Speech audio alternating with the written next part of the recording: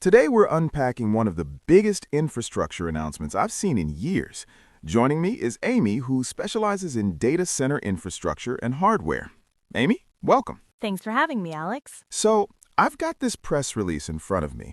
Meta and NVIDIA announcing what they're calling a multi-year, multi-generational strategic partnership. And on the surface, it sounds like standard corporate speak. But when you actually read what they're committing to here, the numbers are staggering. Amy, help me understand what we're actually looking at. Yeah, the press release is pretty dry, but when you unpack what they're actually saying, this is one of the biggest infrastructure commitments I've seen in years. Because on the surface, it just sounds like Meta is buying more servers, right? Right. That's what makes it easy to miss. But they're not just buying servers. They're saying they're going to deploy millions of NVIDIA's next-generation chips. Millions. Not thousands. Millions. Wait, millions of GPUs? Millions, across multiple generations. They specifically mention Blackwell and Rubin. Those are the current and next-gen chip names. This is a multi-year, multi-generation commitment. What does that even cost? So here's where it gets wild. A single Blackwell GPU system, like the GB300 they mention, runs about $60,000 to $70,000 per unit when you factor in all the components. Per unit? Per unit. Now, they're not saying the exact number of millions, but even if we're conservative and say 2 million units over the next few years, you're looking at over $120 billion in hardware alone. That's more than some country's GDP. And that's not counting the buildings to put them in, the power infrastructure, the cooling systems, the networking equipment. Meta is essentially building what Jensen Huang calls AI factories, entire facilities designed from the ground up to run these workloads. Okay, so why? Why does Meta need this much compute power? Because on the surface, it's not like they're hurting for capacity now, so what are they preparing for? That's the question, right? Because it's not like they're hurting for capacity now, so what are they preparing for? Zuckerberg's quote in the press release talks about personal superintelligence. That phrase is doing a lot of work. Yeah, and that's very deliberate language, not better recommendations or better search, superintelligence for everyone in the world. Let's break down what they're actually deploying here. You mentioned the Blackwell and Rubin chips. Right, so Blackwell is NVIDIA's current flagship. It just started shipping this year. It's a massive leap over the previous generation. Then Rubin is what comes next, expected later this year or early 2027. And Meta is committing to both? Both, which tells you something important. They're not waiting to see how the first generation performs. They're already locked in for the next one. That's a level of confidence or urgency that you don't see very often. What else are they deploying? So this is where it gets interesting. They're also going all in on NVIDIA's Grace CPUs. Those are ARM-based processors, not the traditional x86 architecture most data centers use. Why does that matter? Because it's a fundamental shift in how they build their infrastructure. The press release says this is the first large-scale NVIDIA Grace-only deployment. Meta's essentially betting that this architecture is more efficient for what they're building. And they mentioned something called Spectrum X for networking. Yeah, that's NVIDIA's Ethernet networking platform. Here's what that means in practice. When you have millions of processors that need to talk to each other constantly, the network between them becomes the bottleneck. Spectrum X is designed specifically to handle the kind of traffic these systems generate. So it's not just the processors, it's the whole stack. Exactly. Processors, networking, even the operating system level software. The press release mentions deep co-design between NVIDIA's engineering teams and Meta's engineering teams. They're building this stuff together. There's this part about WhatsApp that caught my attention. They're deploying something called confidential computing. Yeah, that's actually one of the more significant parts if you care about privacy, and honestly, I think it doesn't get enough attention in the announcement. Explain what that means. Okay, so normally when you run computations on user data, the data is decrypted while it's being processed.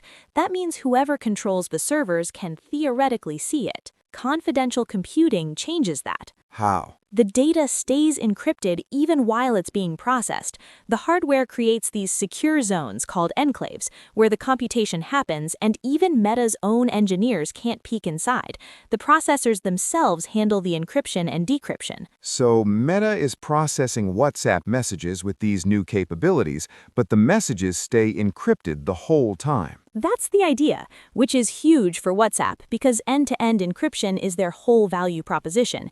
If they want to add features that require analyzing message content, like better search or suggested replies or summarization, they've had to be really careful not to break that encryption promise. And now they can do both? In theory, yes. They can run models on your messages to provide features, but the messages never leave the encrypted enclave. Meta can't read them. Governments can't subpoena them.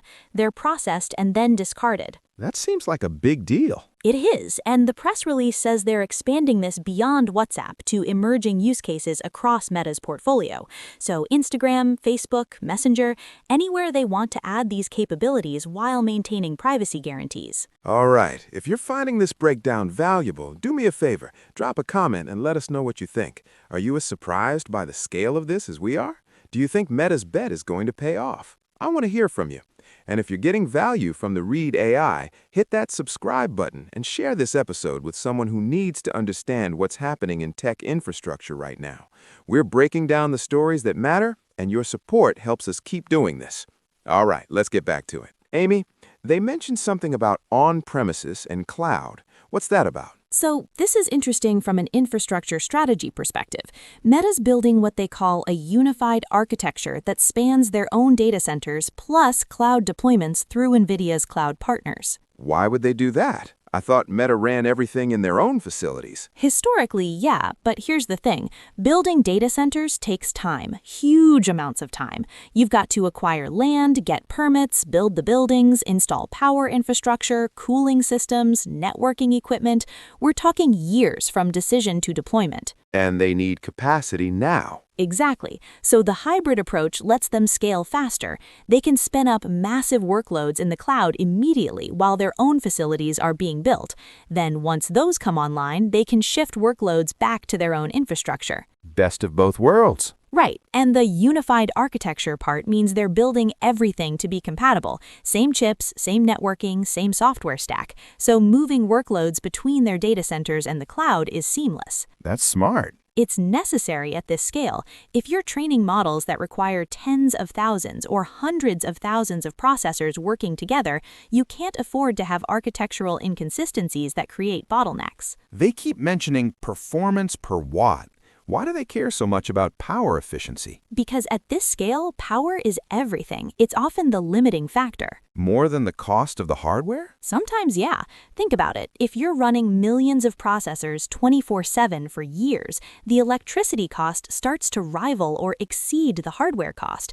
And that's before you factor in cooling, which can double your power consumption. So more efficient chips mean you can pack more compute into the same facility. And into the same power budget.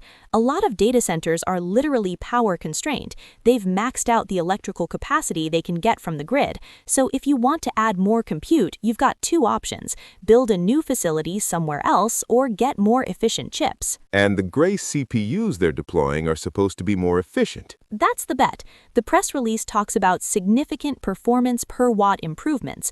ARM-based processors traditionally use less power than x86 for the same work. Whether that holds true at this scale with these specific workloads, we'll see. But that's clearly part of why they're making this architectural shift. They use the phrase deep co-design several times. What does that actually mean in practice? So normally, you've got hardware companies building chips and software companies writing code that runs on those chips. And there's this gap between them, right?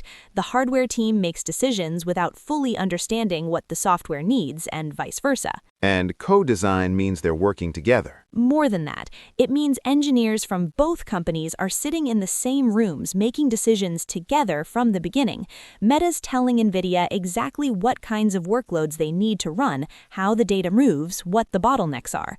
And NVIDIA is designing the chips, the networking, the system architecture specifically for those workloads. So the hardware is custom built for what Meta's doing. Not custom in the sense that it only works for Meta. These are still NVIDIA's commercial products, but the design is heavily informed by Meta's specific needs, and then Meta's software team is optimizing their code to take full advantage of what the hardware can do. That must give them a huge advantage. Oh, absolutely. Think about it. If you're training a model and you can make it 10% faster by having the hardware and software teams work together instead of separately, that's enormous. That's weeks or months of training time saved.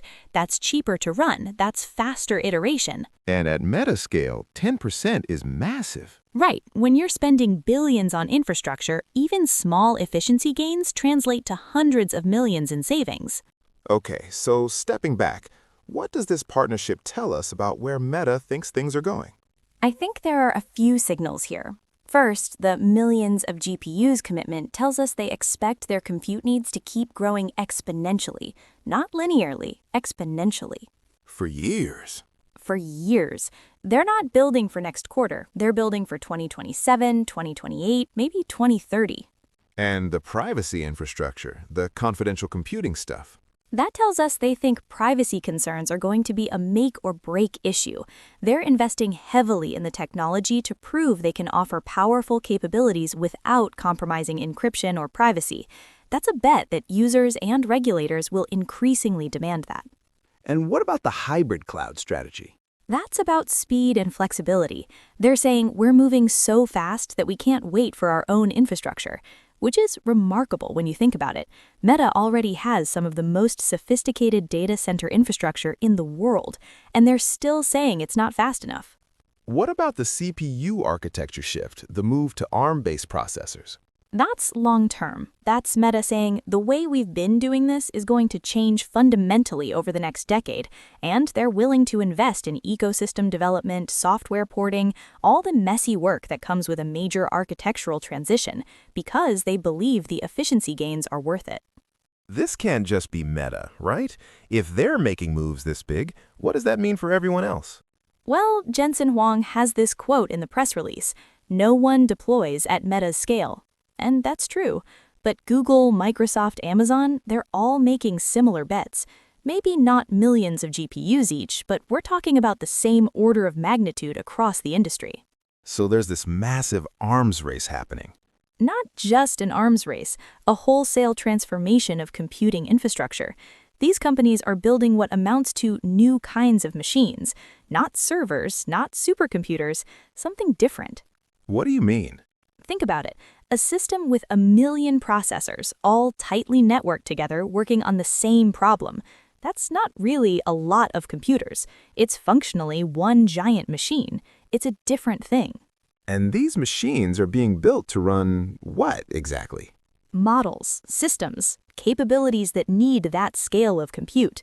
And the fact that Meta is committing this much infrastructure tells us they expect those capabilities to require this much power for the foreseeable future.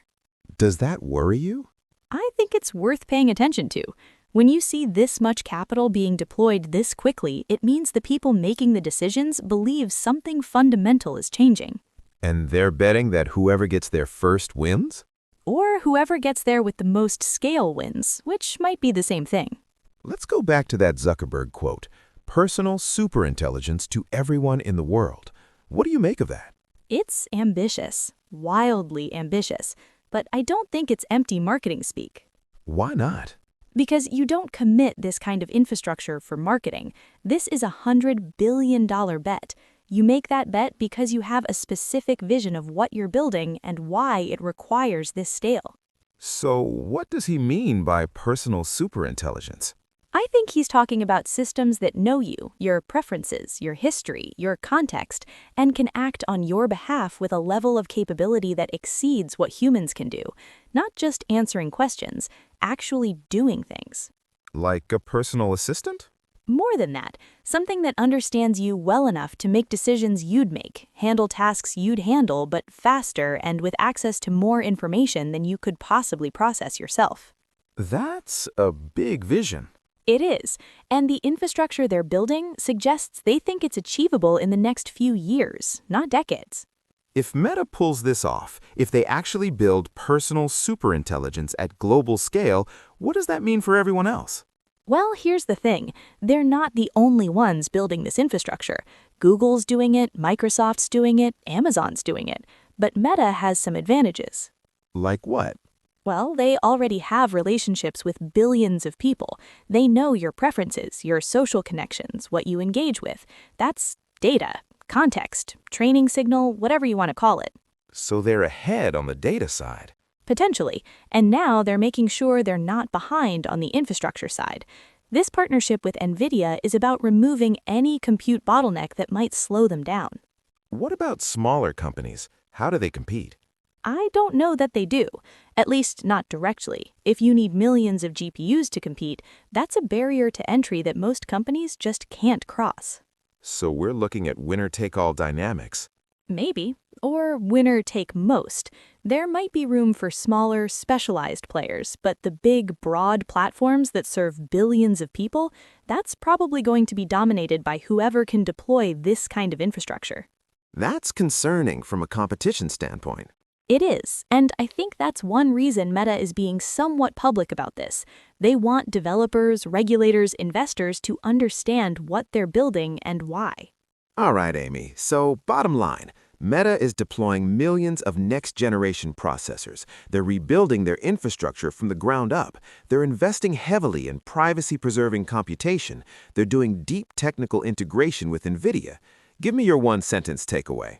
I'd say Meta is making a bet that the compute requirements for what they're building are so massive that they need to start building the infrastructure now, even though they won't fully need it for years. And that bet is measured in hundreds of billions of dollars. And if they're wrong? Then they've spent an absolutely staggering amount of money on servers they don't fully need. But I don't think they're wrong. I think they're early. And in this game, being early might be the same as being right. Or being late means you've already lost. Exactly. Alex, thanks for breaking this down. Always appreciate your insights on the infrastructure side. Thanks for having me, Amy.